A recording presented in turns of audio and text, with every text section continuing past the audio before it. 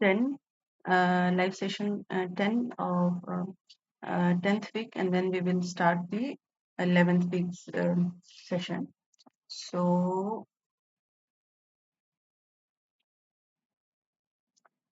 in this course modules, we have first started with the introduction within economy and the environment, then welfare implication of national income and sustainable development. After that, we have learned about the economic growth, economic growth and environmental degradation. Then we learn EKC curve hypothesis. Then we learn about the externalities and market failures, how we can correct the market through incentives and tax system. After that, we have also learned about the emission tax and compare this with various um, uh, other emission standards.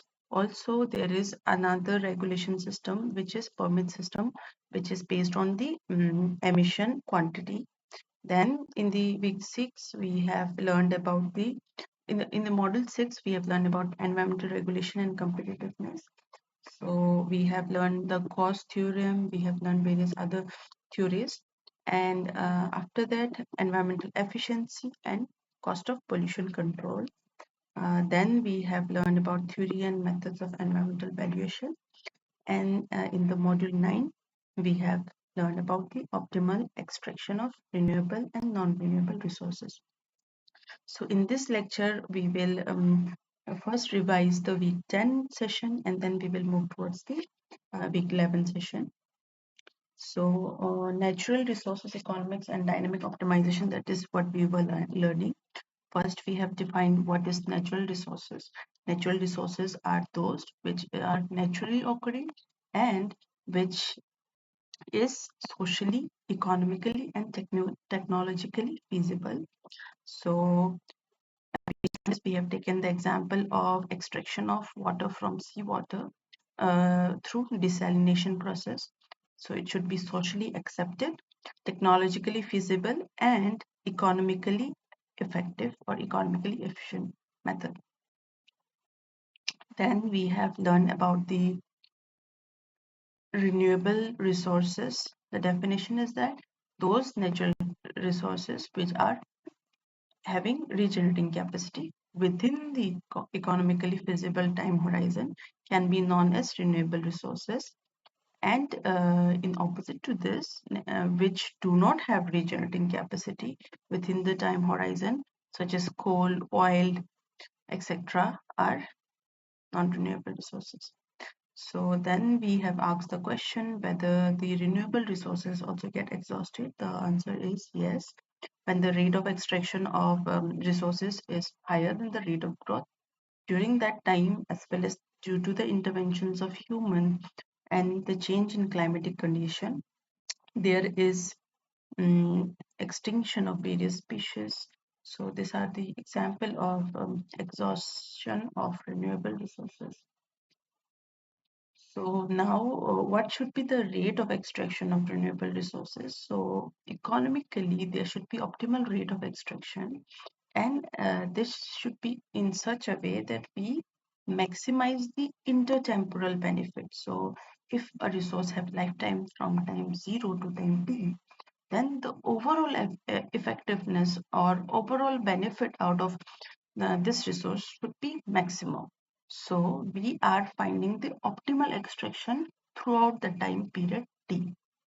So for that we are optimizing the resource utilization throughout the lifetime utilization. So this kind of optimization is not static optimization. However, it can be known as dynamic optimization.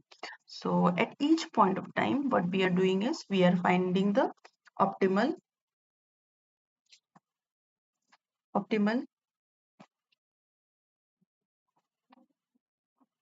rate of extraction. So then we have to find this set of natural resources. So then we have to find the optimal rate of extraction at each of the point, so that our overall benefit throughout the lifetime is maximum. So what we do here is that, let's say that we are extracting a coal from time 0 to time t.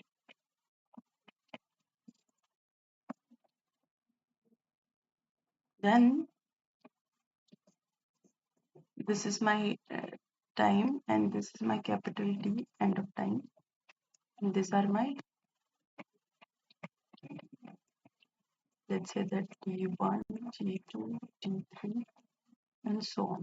So how much coal should be extracted and utilized at each point of time, T1, T2, T3, and so on. So that we are finding by maximizing the benefit. So this kind of optimization is dynamic optimization, and we also have to take care that the natural resources are not closed set. However, it is an open set in which the new element can be added as well as existing element can be eliminated. So that is why it can be termed as open set. Now what we are finding here is that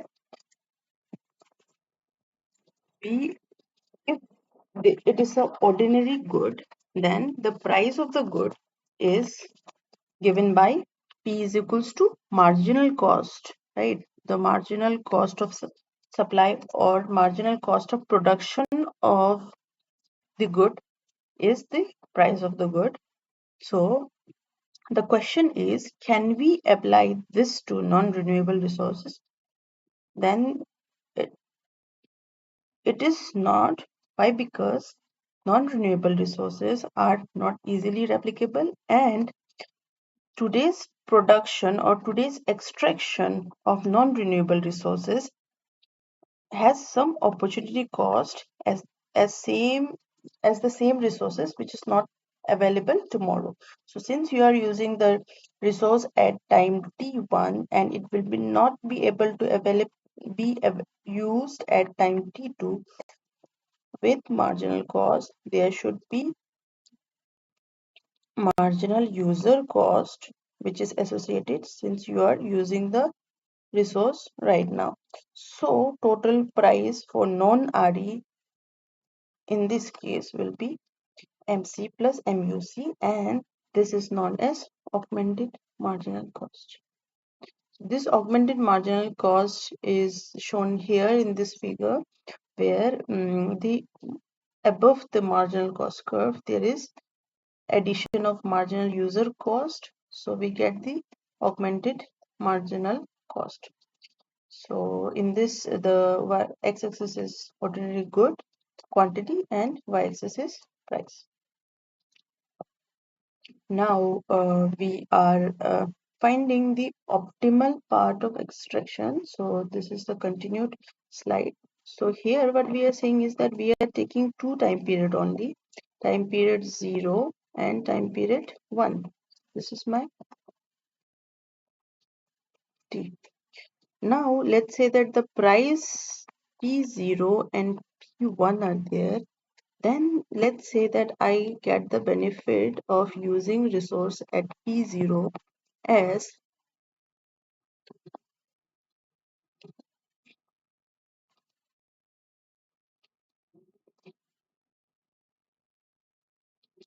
P0 minus marginal cost of extraction, and at T1 we can say that P1 minus marginal cost of extraction. Now if we find the present value of each, then we will say that P0 minus MCE will be the present value, and in this case we will say that P1 minus MCE times 1 plus R. Okay, so here what we can conclude from this is that um, resource owner either can use the resource at present at T0 or at 1. So Now, let's say that when will the resource owner use the resource, right now or in the future? So there is three conditions. First one is, if let's say that I am naming P0 minus MCE as A and this is B. So I will try to maximize my benefit. So A is more than B, then I will use the resource at present. And if B is more than A, then keep resource for future. And in the third case, if A is equal to B, then I will be indifferent whether I use right now or in the future. So these are the three conditions which we have drawn out of finding the present value of benefit for each of the resources. So now from here we have drawn case 1 where present benefit is more than future benefit, then use it today. If present benefit is less than future benefit, use it tomorrow. And if it is equal, then there is indifferent case where whether I use today or tomorrow, there is no any difference. So this is known as equilibrium condition. Now, if I from this condition, if I try to find the value of P0, then it will be MCE plus P1 minus MCE upon 1 plus R. So this is equal to, this whole price is equal to augmented marginal cost. Then this term will be equal to the marginal user cost. So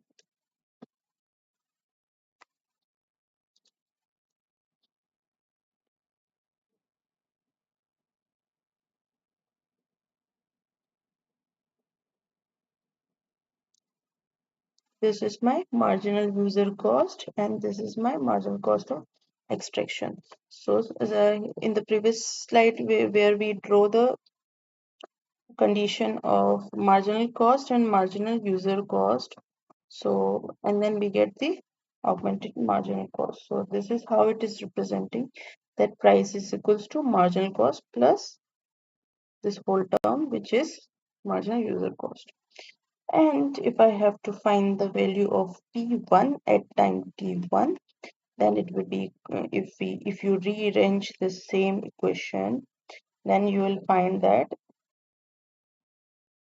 from here, if you rearrange and get the P1 in one side, then we get P1 equal to MCE plus P0 minus MCE multiplied by 1 plus R.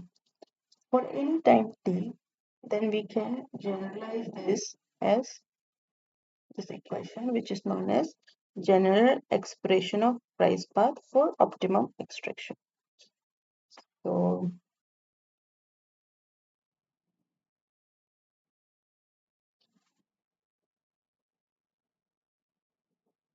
now from here we can rearrange this equation again, the equation of P1, and then we find that P1 minus MCE upon P0 minus MCE equal to 1 plus R. So in this case, the R value will be the growth rate, right? So now if I move this 1 to the right side, then I will get this equation where R is equals to P1 minus MCE minus P0 minus MCE upon P0 minus MCE. So from here we can say that this R will be my resource rent, right? So this R is my resource rent, and the change in R at time t1 and t0 with respect to change in benefit in the time t0. So this change in benefits gives us the rate of interest. So now we can say that the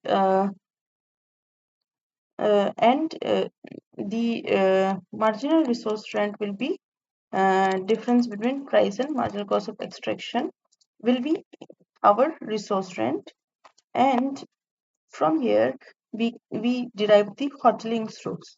So in the general expression, from general expression of price path, we have derived this value. So in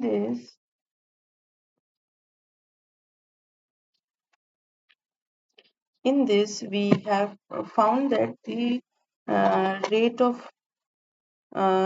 of interest or discount rate will be equal to change in the benefits. So now from Hoteling's rules, we can say that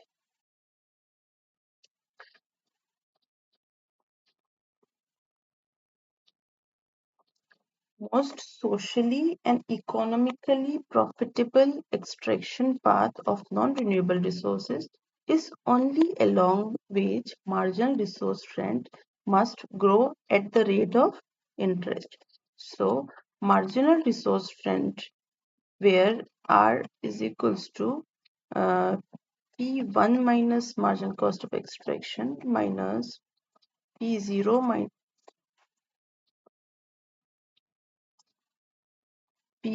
minus marginal cost of extraction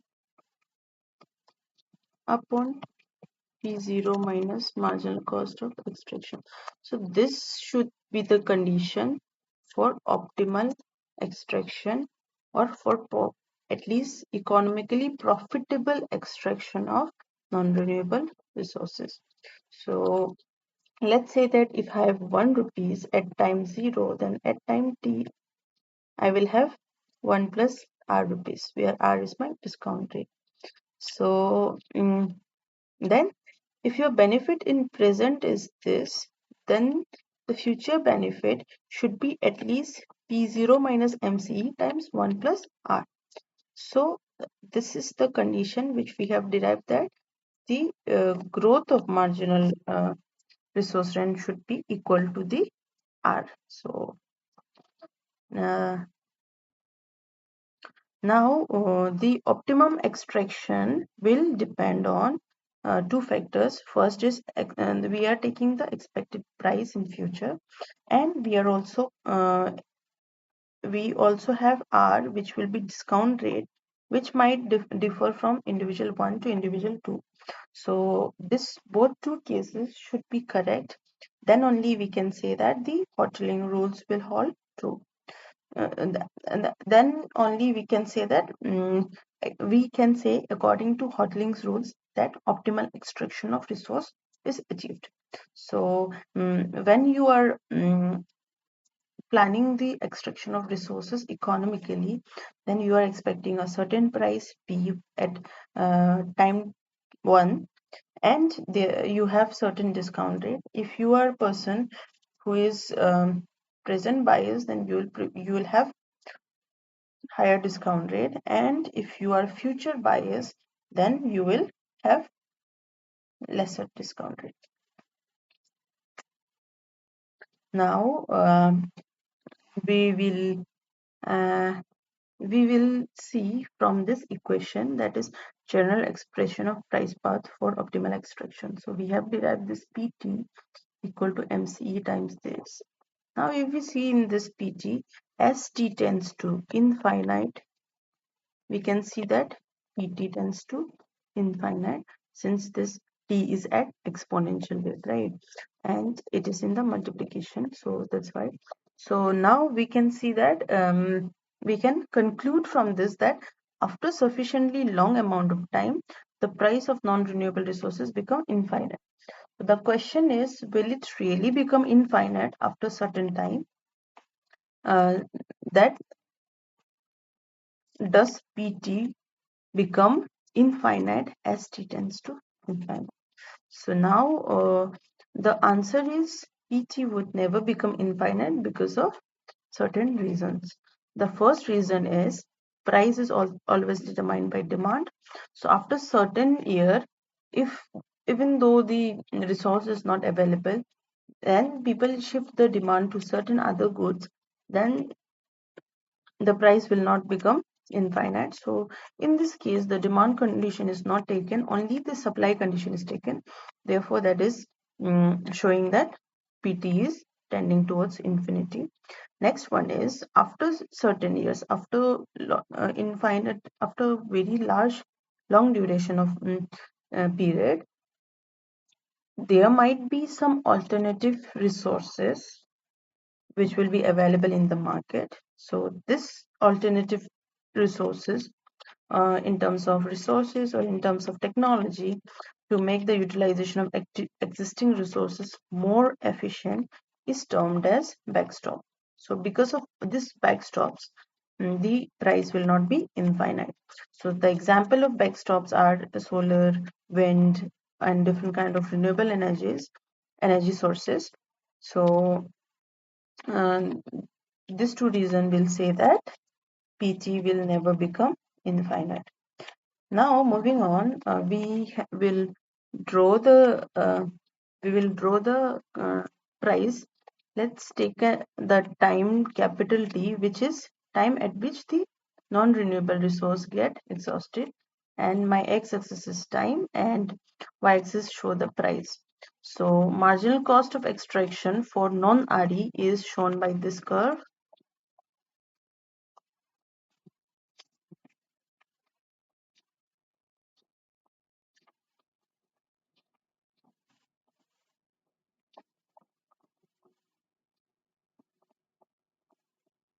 and this is the backstop price.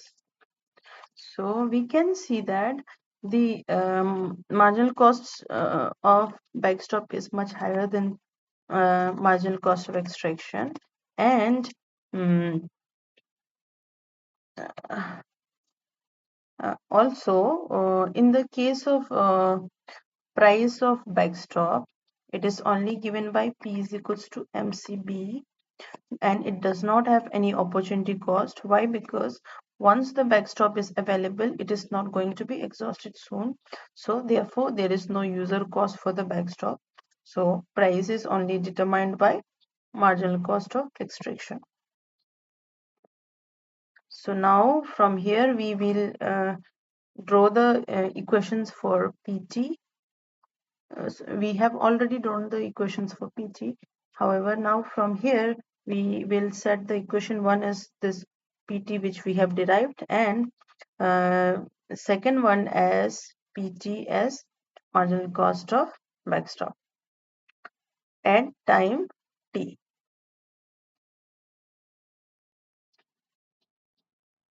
Now what we do from equation 1 and 2 is that we are equating these two equations, and from here we get marginal cost of backstop equal to marginal cost of extraction plus P0 minus MCE to the power this. Now from here what we derive is the equation of price with respect to marginal cost of backstop. So now so in the equation when we are equating 1 and 2, we get this. From here if we rearrange, let's say MCB minus MCE, and then we take this 1 plus r to the power t term to the left side. So we left with P0 minus MCE, and we get the equation for P0, and then we get the equation for PT. So from here we can say that marginal cost of extraction for backstop determines the price path for existing resources at T. So since MCB is there in the PT terms, then we can say that price will be higher when there is higher marginal cost of backstop, and MCB also sets a upper limit on the price of existing resources at time period T. So now we can say that PT would never become infinite and will depend on demand condition determined by, and also it will be determined by alternative resources. So now we have talked about the alternatives of we have talked about the alternatives of uh, optimization in the last lecture also. So it will be either static or dynamic kind of optimization. In static optimization, we take the example of maximization of utilization subject to income condition, where we have two goods X and Y, and the price of each good is given by Px and Py. So now uh, this kind of optimization gives us the optimum consumption of good X and Y. Now in dynamic optimization, what we are doing is over the lifetime of utility, we are optimizing the consumption of X and Y. So this kind of optimization where we have time dependency from 1 to t, and we are finding optimum value at each of the time 1, 2, 3 and so on. Let's say x1, y1, x2, y2 and so on. This kind of optimization can be termed as dynamic optimization. So in dynamic optimization, let's take the economy state of a country from 0 to capital T, let's say. Then we will see that uh, at 0, let's say this is initial economy state and this is final economy state. So there is a path which is defined from time 1 to time 2, and then time 3, time 4, time 5 and so on. So from first year to the fifth year, we are uh, getting the path of economy, and our final economy state is fixed. So there is a aim to achieve the certain economy state um, at the future. So now 0 comma a gives us the initial state of the economy, and t comma z, where t is the time, gives the terminal state of economy, and z is the capital stop. So now we have to determine the investment required at each of the time t1, t2, t3, t4 and t5. So now uh, other than this, there are various other paths to achieve the uh, economy t comma z, varying the investment at each time differently. So we have four various paths. Now which path will the economy be selected? So which path will we choose? That is the question. Now the answer is that we will select a particular path that minimizes the total cost of investment to reach Z from A. So let's say that if we have to invest in the first year 50, 200 in the second, 150 in the third, 400 in the fourth and 300 in the fifth, and we have to sum the total investment which is being done. So in each of the path we have to sum the investment, and then we have to find the optimal path so that our total cost of investment is minimum. So we cannot see in the first year only. Let's say that in the first year we see that 50 is minimum, so maybe we might choose this path because the growth is highest in the A to M condition. However, we will need higher investment in the second and third year and so on. So uh, that is why myopic vision is not chosen, but overall traveling cost is considered in such kind of optimization. So overall optimization is done. So now if the time, in this case we are taking discrete time condition from t is equals to 1 to 5. Now if the time is continuous and we are taking the example of certain curve C1 to C4, Then in these cases, the minimum traveling distance is in the case of C2. So this will be the shortest distance to achieve. So this will be the optimal condition.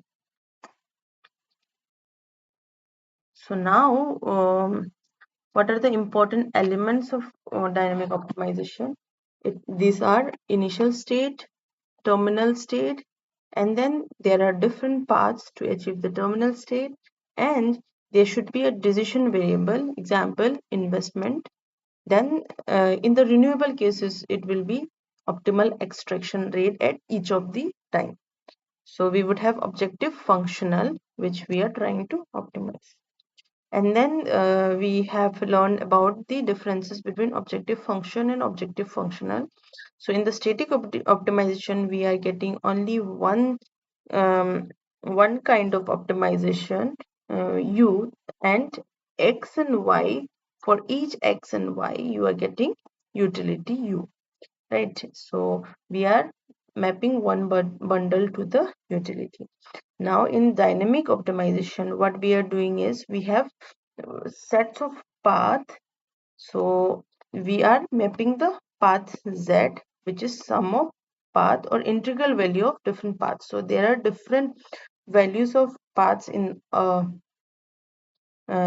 different values of different paths in a set. Then what we are like, let's say y1, y2, and so on. This is my first path, second path to achieve the final state v1 and v2 and so on. Then what we are doing is we are mapping path y1, y2 to the real line, that is v of yt. So v of yt is a v1 is the first path, v2 is the second path, and we are achieving certain final state, right? So this where we are mapping the paths to a real line. This kind of mapping system is objective functional. So in this case, the objective to maximize the minimize the traveling cost or maximize the benefit will be known as objective functional, not a objective function. Now, in the previous case, our final state was fixed, right? So our final economy state t comma z was fixed, and 0 comma a was also fixed. So in this case, both t and z were fixed. However, there might be a cases where t is fixed, but z is not fixed. Let's say that z1, z2, z3, and so on. So in this case, the objective might be to achieve the maximum economy at minimum cost. So that the objective varies with the terminal state conditions. So now in the if z is fixed, then our objective will be to achieve the final economy at minimum time duration. So t1, t2. So our objective is to minimize the time. Now there might be a cases where t and z are variable also. So now if we summarize, then we have talked about the economy with initial capital stock, and our aim is to reach the desired terminal capital stock, and our decision variable is investment made at each period, and our objective is to achieve the terminal capital stock at minimum possible cost. So now in the dynamic optimization, since it is a overall utility uh, maximization in a time duration from 0 to time t, then this kind of optimization is done through dynamic optimization, which involves initial state, terminal state, decision variables such as investment or resource extraction. So in the static case, then the decision variable, let's say that utility maximization, then our decision variable is how much to consume. So in the investment case, investment in each period will be the decision variable, And in the resource extraction case, optimal rate of extraction will be the decision variable, which is applicable for oil or coal extraction or etc. Now, objective functional will be that we are mapping the path over a set of paths, right? So that is how we have done. And uh,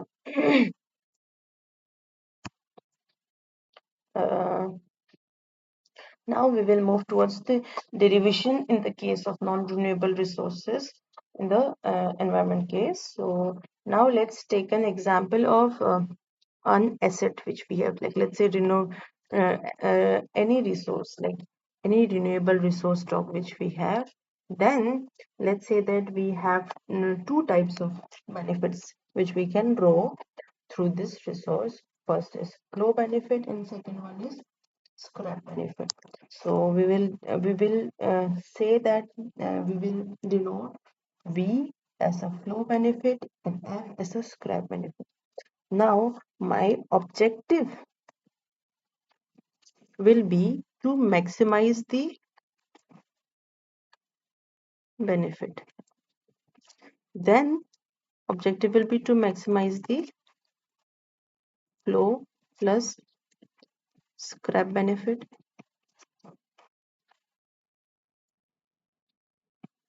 Now let's say that I will write maximize.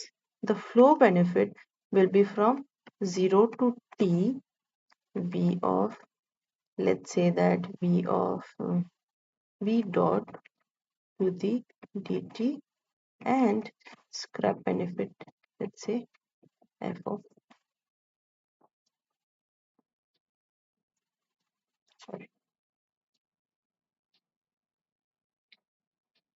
f of xt.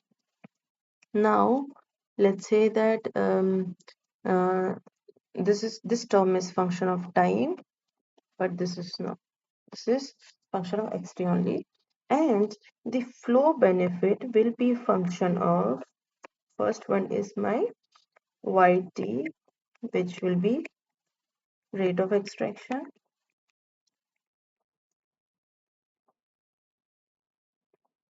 and second one is xt, which will be my stock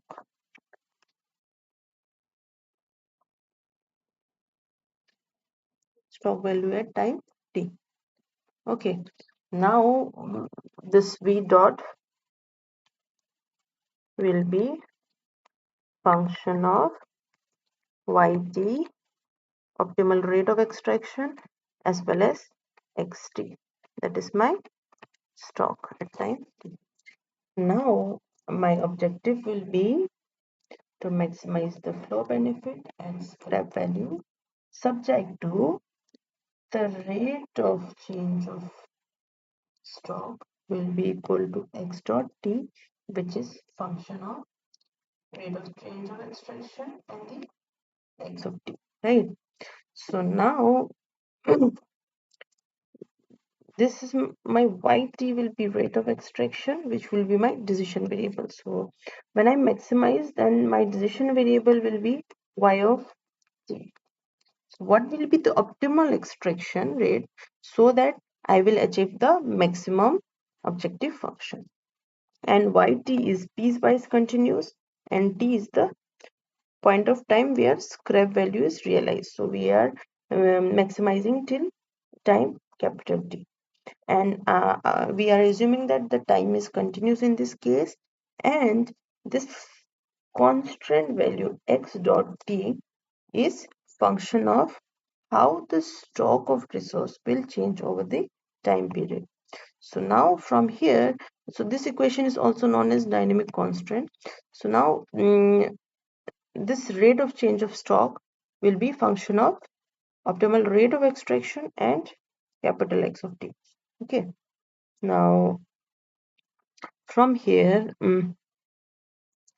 what we are deriving is, we are deriving the Lagrangian function.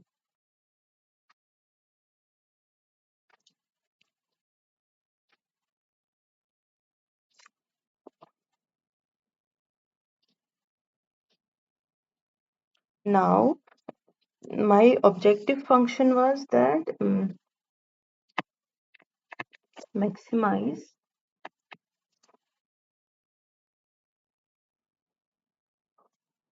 integration from 0 to t v dot and v dot dt plus f of xt. Okay, and um, and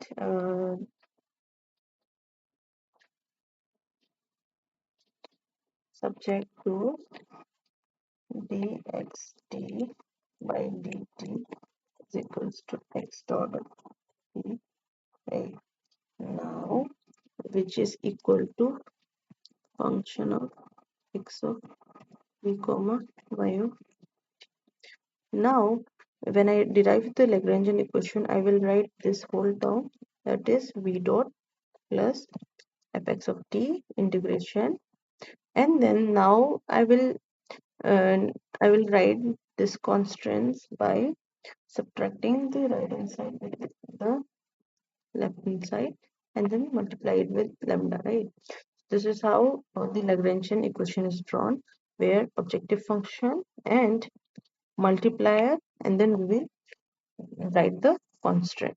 So now if we rearrange, then we get v dot lambda t f dot minus lambda t x dot and t and this, right? Now if you do this, then let's say that integration from 0 to t u into v dt will be equal to it will be v integration of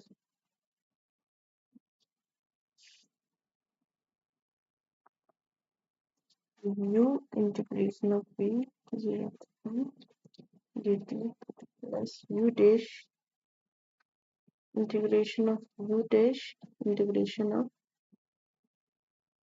v into dt. So in this case, my u is lambda t and my v is x dot of t. Now, if I integrate it, then I will first integrate this v term. So I get xt and lambda t is there, and time will be from 0 to t. So I will get lambda t x capital T plus lambda 0 x capital 0 from here. Okay. Now this will be my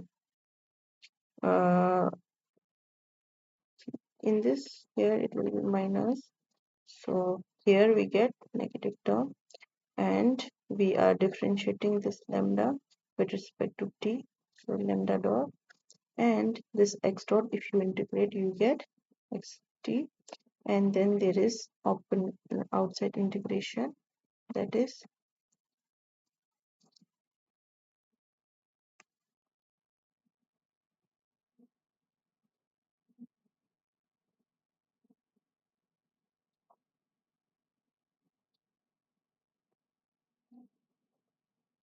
okay.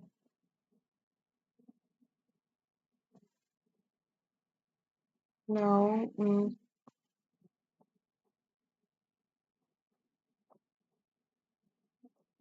from here how we can write is we are differentiating this term and integrating this term, and then we are overall integrating with this respect to t. Now uh, from here we have written lambda dot xt, and we have this negative term, so from here we get positive term.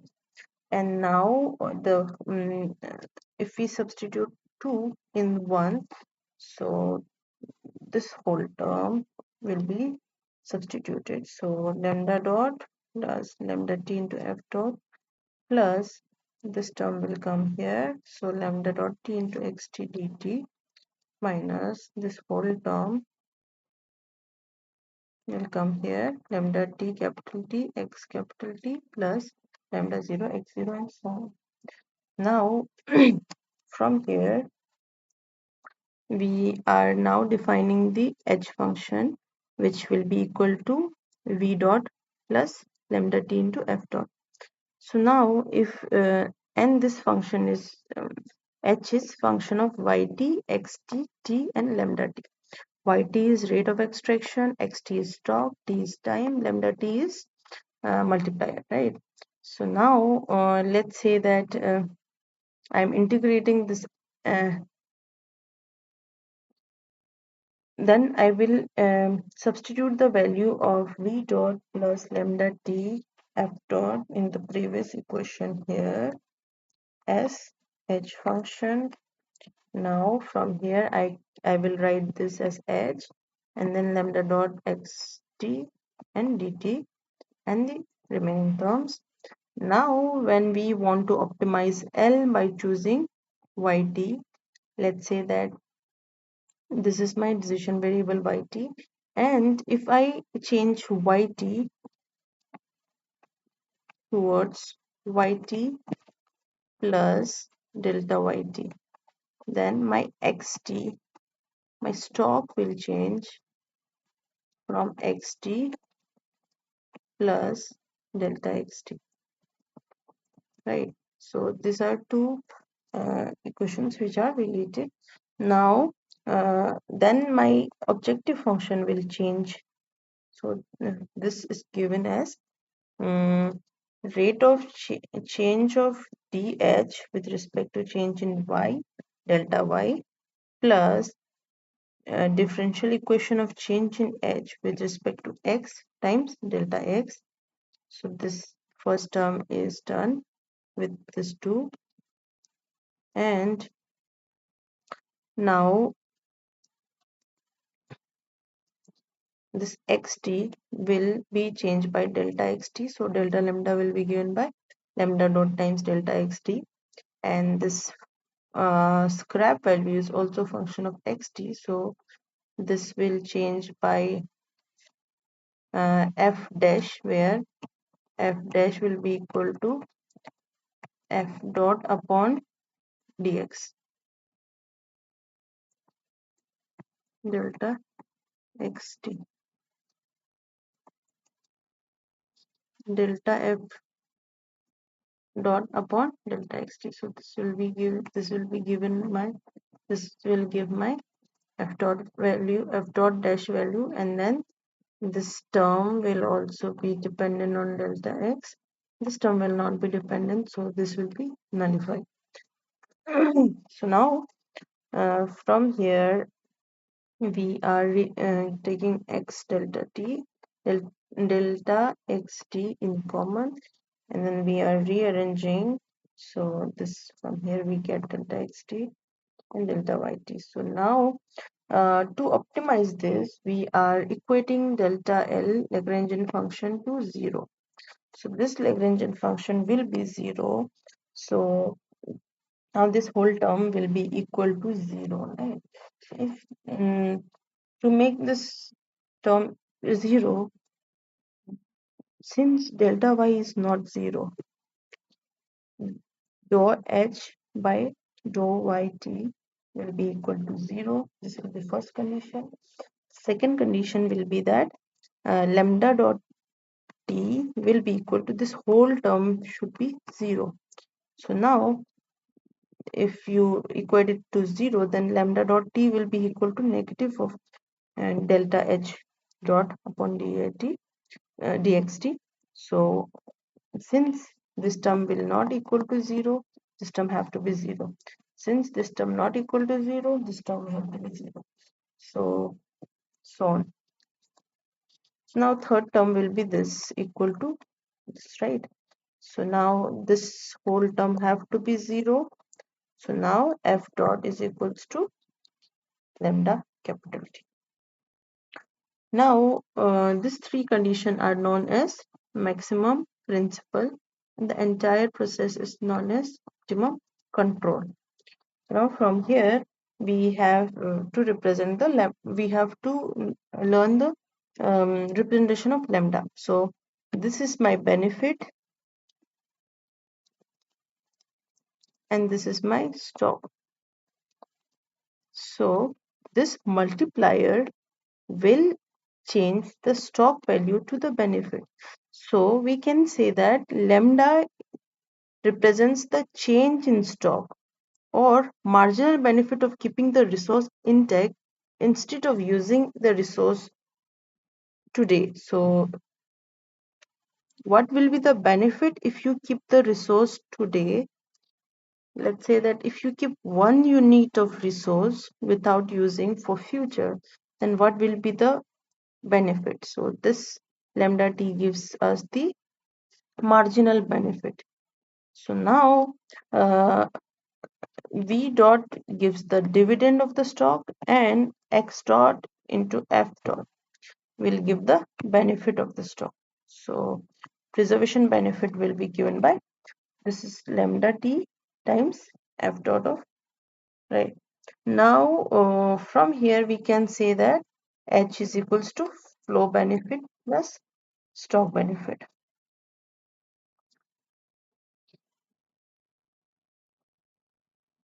Now we have to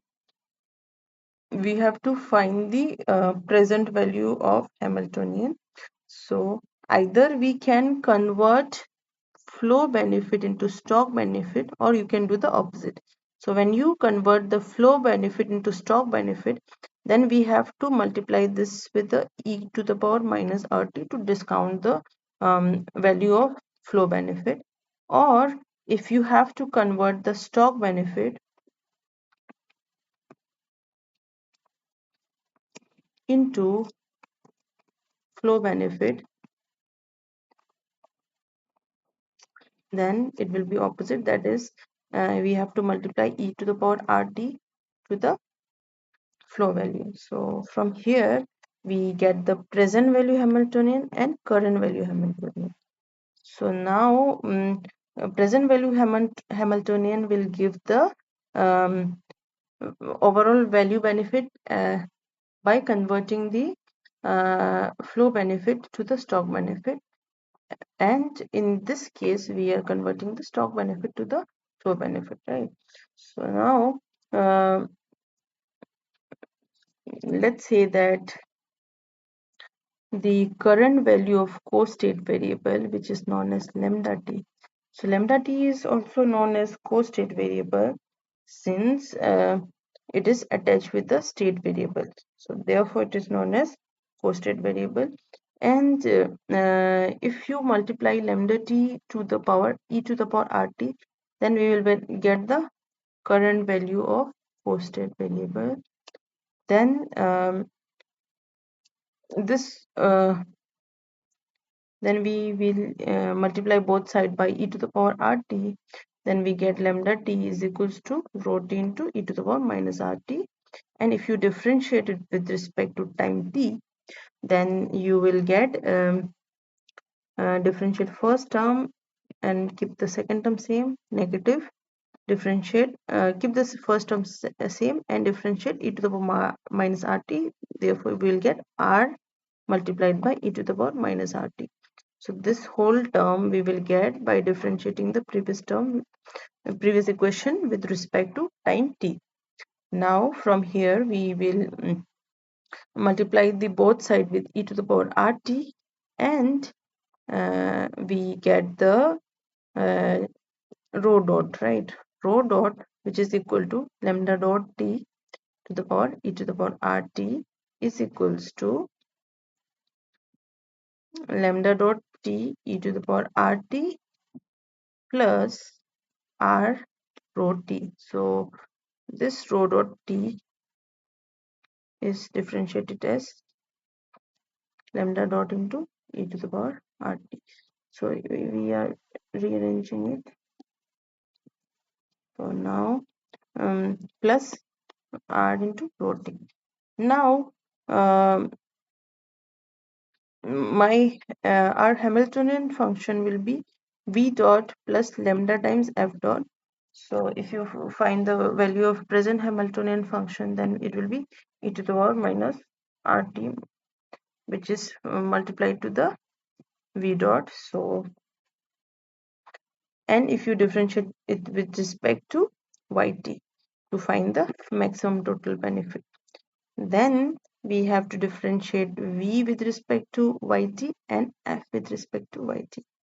Now, from the three principles, maximum principles which we have derived, we derived that lambda dot is equals to minus of dH by dxt.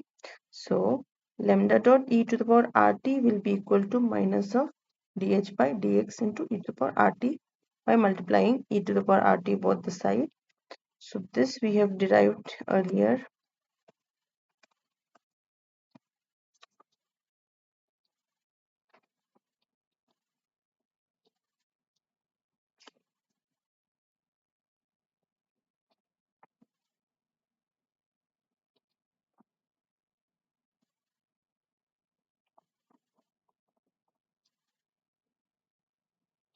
Now, from here we can see that rho dot minus r rho t is equals to minus of differentiation of Hamiltonian function. Okay, so now from here we have rearranged it to find the value of rho dot t. So now we have these are all derivations of different conditions. Now we have to actually apply it while seeing the implications on the non-renewable resources utilization. So let's say that you have a stock of non-renewable resources from which rate of extraction YT. So you are extracting the resource at YT and price will be PT.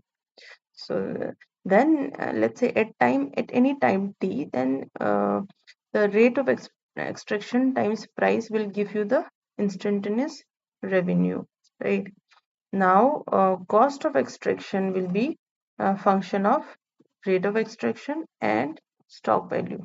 So from here we can say that cost of extraction C will be function of YT and XT, and a change in cost of extraction with respect to extraction rate will be positive, because higher the extraction rate, higher will be the cost of extraction, and higher the stock, lower will be the cost of extraction.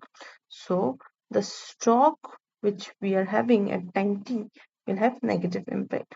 Now from here we can say that net revenue will be price minus cost. So instantaneous price minus instantaneous cost. And if we have to draw the objective functional,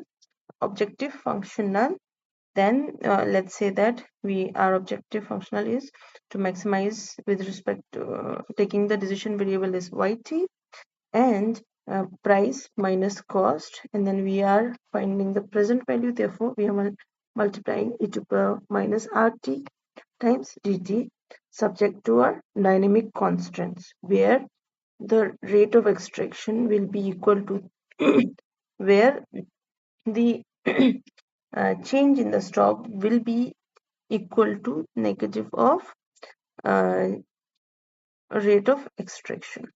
So the change in stock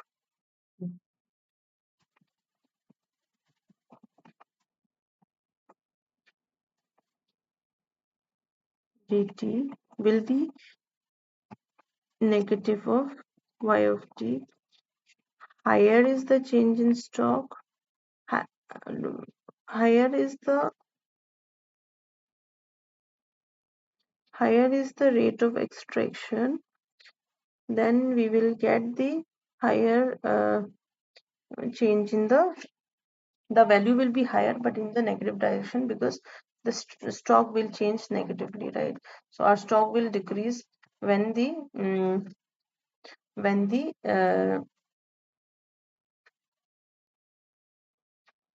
when the extraction rate is higher.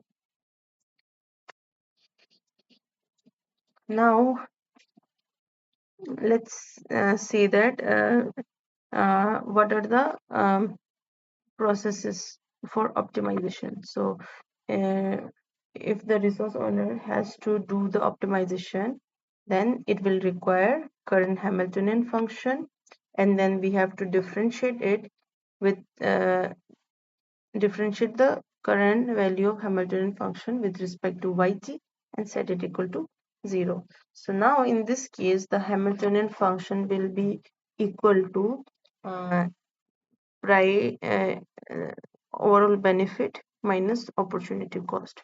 So the benefit is given by price minus cost of extraction, and rho t represents the marginal cost of not extracting the resource today and keeping it to future. So if we subtract this two, then we get the Hamiltonian function. From first order condition, we have uh, seen that dh prime by dt is equals to 0. So now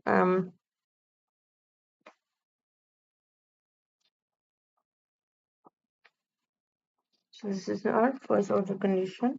So from here we have seen that pt is equals to change in cost and rho t, right? So you are differentiating this Hamiltonian function with respect to y of t. Now we have come to the value of price, which will be equal to marginal cost of extraction plus shadow price. So now we can say that the price will be equal to the marginal cost of extraction and this shadow price, which is also equal to augmented marginal cost, which we have discussed before, where which is equal to marginal cost plus marginal user cost. So we can say that this shadow price is to some extent same as marginal user cost, that is opportunity cost of keeping the resource for future. um, Opportunity cost of using the resource right now, or so that is how we have derived. Now from here what we can see is that second order condition is given by rho dot t. So from here in this we have derived the equation of rho dot t function of lambda and r as now we can see that uh,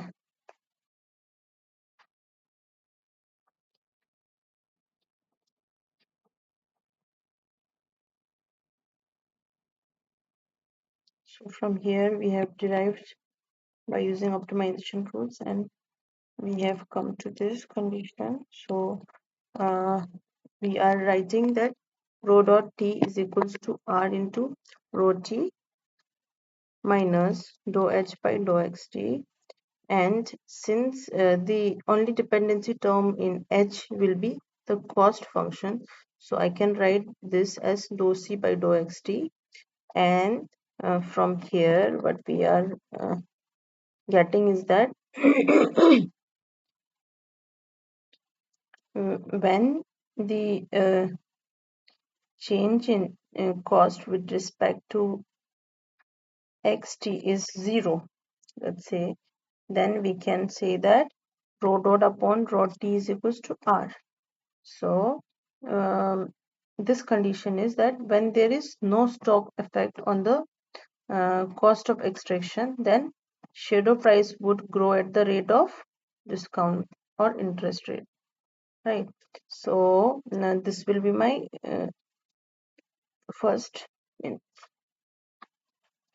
summary. Now this dc by dxt gives the marginal benefit of not extracting the resource today, and this rho term will give the marginal cost of not extracting the resource today. So it will be associated with some opportunity cost, and this is for the uh, uh, cost value of uh, future value, right? So now we have rho dot is equals to this. From here we have this one. Rho dot is equals to r rho t minus this term. Then here it is negative 1. Now we can see that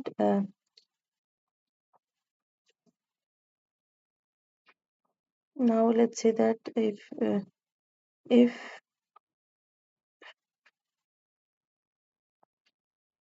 so this is the condition which we have now at equilibrium, rho dot t is equals to rho xt. So this is the equilibrium condition.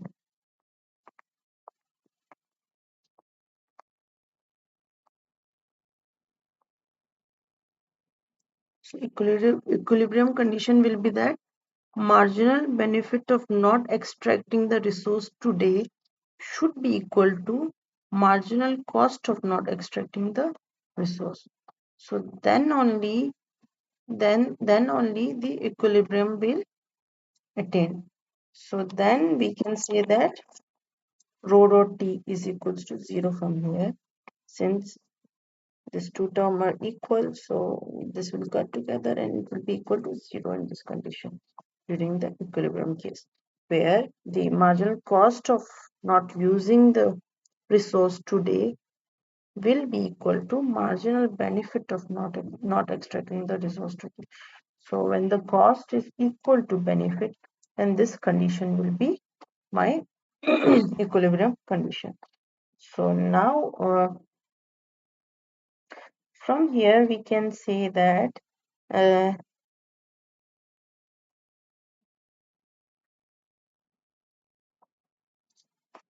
so now we will so at equilibrium today's benefit of not extracting the resource should be equal to today's benefit of extracting the resource should be equal to tomorrow's benefit of not extracting the resource, right? So at equilibrium this condition should be there, and rho, this is our today's benefit, and total future benefit if the resource is not extracted today will be function of stock effect. So this is this term is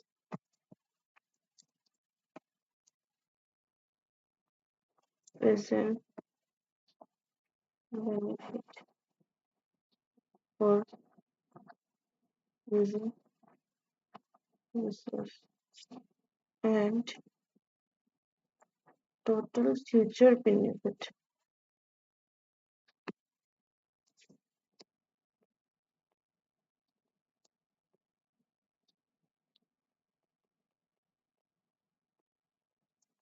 not using resource today. This two should be equal at equilibrium, and this cost term will give us the rho t, which represents the capital gain, and stock effect on cost of extraction, which will be equal to dou c by dou xt. So what will be the change in cost when the stock changes, when the stock value changes? So that will be stock effect. And from here we can see that when the during the equilibrium condition r rho t equal to this, now rho dot t is equals to 0. So this rho dot t is equals to 0 represents that capital gain is equals to 0. So during the equilibrium condition, the resource owner is indifferent whether they use resource today or tomorrow, since there is no capital gain. So during this time, the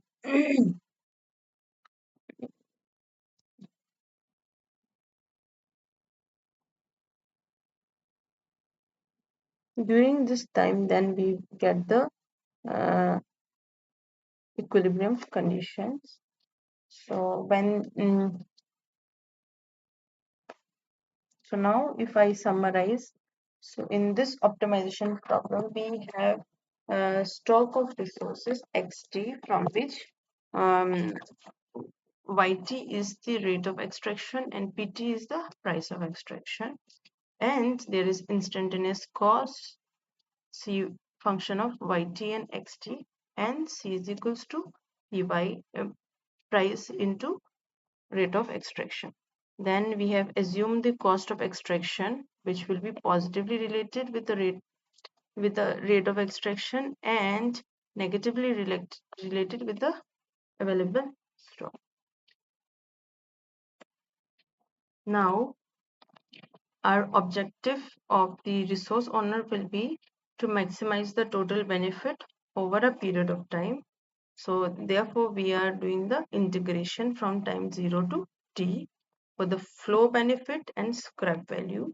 And optimization requires two steps. First is setting up of Hamiltonian H bar and then differentiating the current value of Hamiltonian with respect to a decision variable yt and set it equal to 0 for maximization. And Hamiltonian is given by revenue minus the opportunity cost of extracting the resource today. If you differentiate the first order condition, we will get the price equal to marginal cost of extraction plus shadow price. So from here, what we see is that AMC as a summation of MC and opportunity cost is also there. So now we can say that this shadow price is equivalent to marginal user cost, and this overall price will be MCE plus shadow price equal to MUC plus marginal cost of extraction, which is equal to augmented marginal cost. Now shadow price is equivalent to marginal user cost, which is associated with the opportunity cost of using the resource today.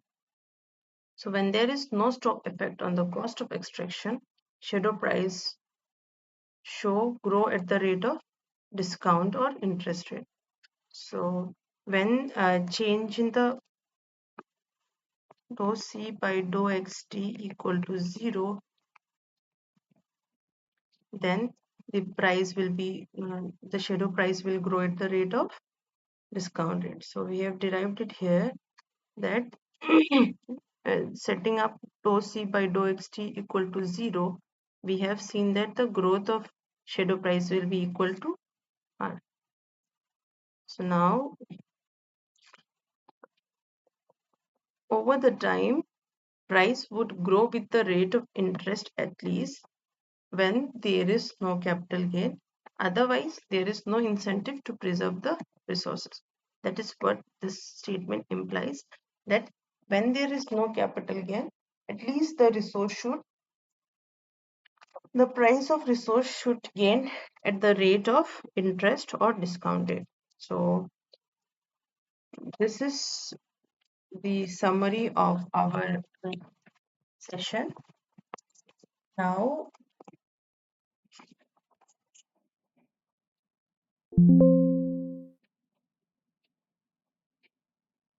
so in this lecture, we have learned about the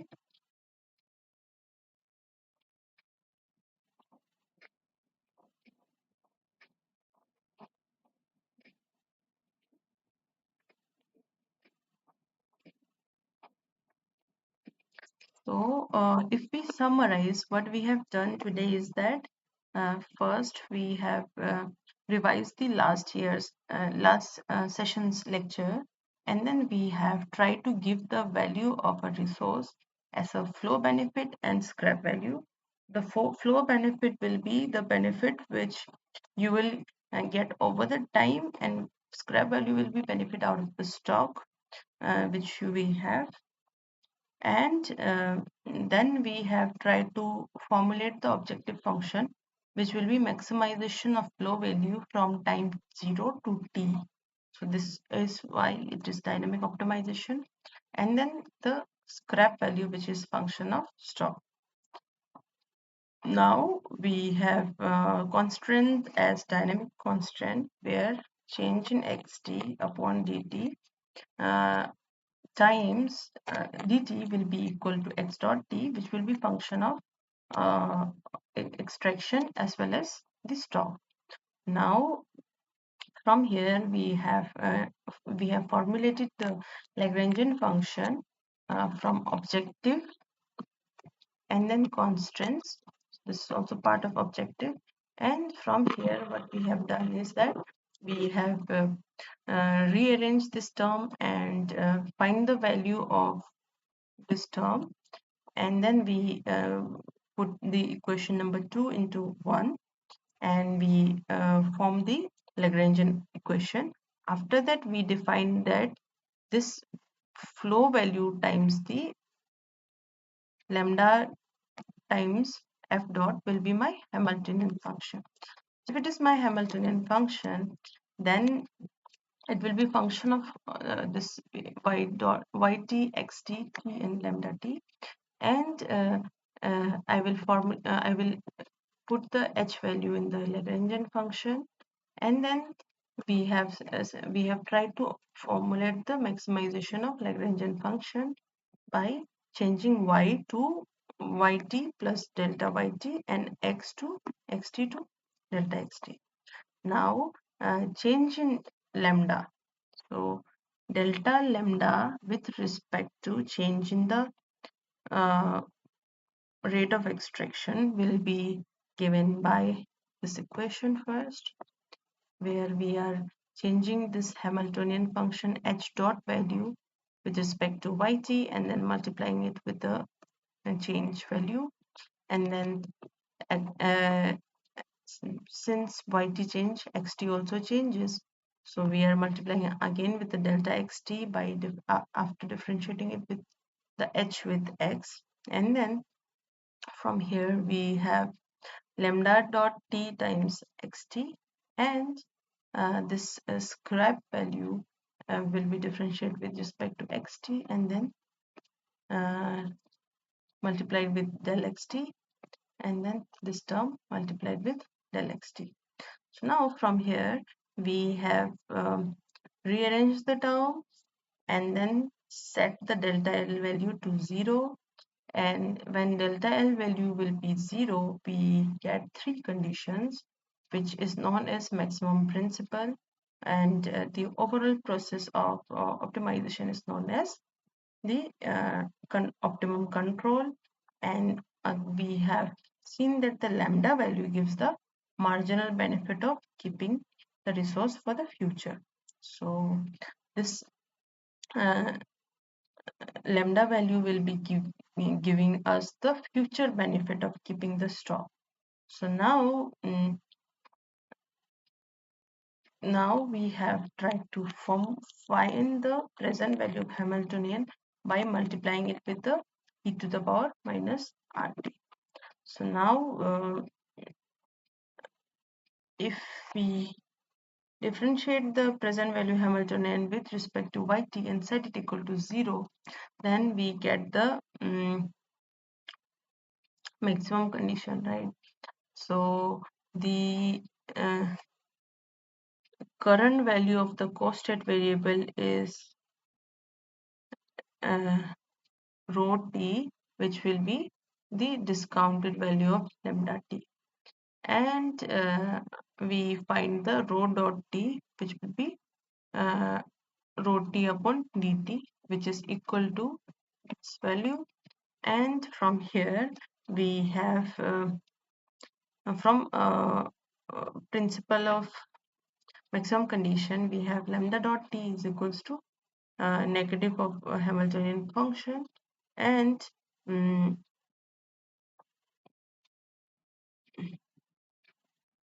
from here we have find the present value, that is multiplying it with e to the power rt, and this whole value will be equal to rho dot t, and we are rho dot t minus r rho t from equation number, let's just start to the equation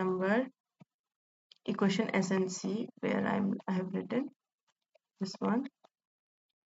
Now From here we can see that the change in Hamiltonian function will be equal to the rho t minus r into rho t. Now this is the final equation which we have. Now then we have moved towards the extraction and price of non-renewable resources. So C will be cost of extraction, which will be function of YT in the positive sense and XT in the negative sense. So with increase in YT, cost will increase. With increase in stock, the cost will decrease. Now, this price is net revenue is given by price minus cost. And if you are maximizing the net revenue, then you are maximizing with respect to time 0 to t, and you are discounting it, therefore you are multiplying it with the e to the power minus rt time. And then you have dynamic constants where x dot t, that is change in stock with respect to time, will be equal to the optimum rate of extraction. Now the current Hamiltonian function in this case will be equal to the price, the benefit minus the opportunity cost, right? So then we have first order condition that change in Hamiltonian, present Hamiltonian with respect to yt is equals to 0. So now from here we can say that the price, if you differentiate the equation number 1, we get pt is equals to c dash t plus rho t, where c dash t will be marginal cost of extraction and rho t gives us a shadow price. So now from here we equate it with the augmented marginal cost, which is equal to marginal cost plus marginal user cost. So shadow price is equivalent to marginal user cost. And in the condition where we have derived the rho dot t, from here what we have done here is that we have uh, said that change in Hamiltonian function is only changing in the C term, cost term. So we have replaced it with the cost term. And when this cost term is equal to 0, so when there is no stock effect, then this rho dot upon rho t will be equal to R. So the shadow price should grow at the rate of discount. So even though, like, let's say when there is no effect of stock with respect to change in stock, then the uh, shadow price of our non-renewable resource have to change at the discount rate, or otherwise there will be no incentive of preserving the resource for future. So now we have this marginal benefit of not extracting the resource today, which is given by dou c by dou xt, and R times rho t, that is marginal cost of not extracting the resource today. So if you equate this two, then we will get equilibrium condition, and this equilibrium condition gives us rho is equal to 0. That is, resource owner is indifferent from using the resource today or tomorrow. So now in the equilibrium condition, future benefit of not using the resource today will be equal to the present benefit of using resources. So R times rho t will give the total benefit of extracting resource today, and this term, whole term, will give us the future benefit of resource if not extracted today. So that is all we have discussed today. So we have discussed the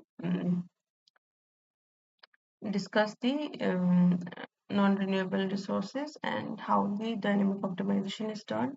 We have discussed the conditions for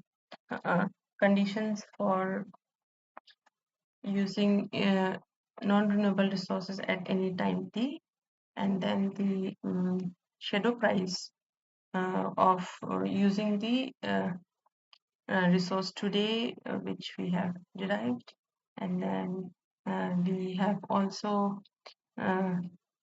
also set the equations for uh, stock effect and capital gain. So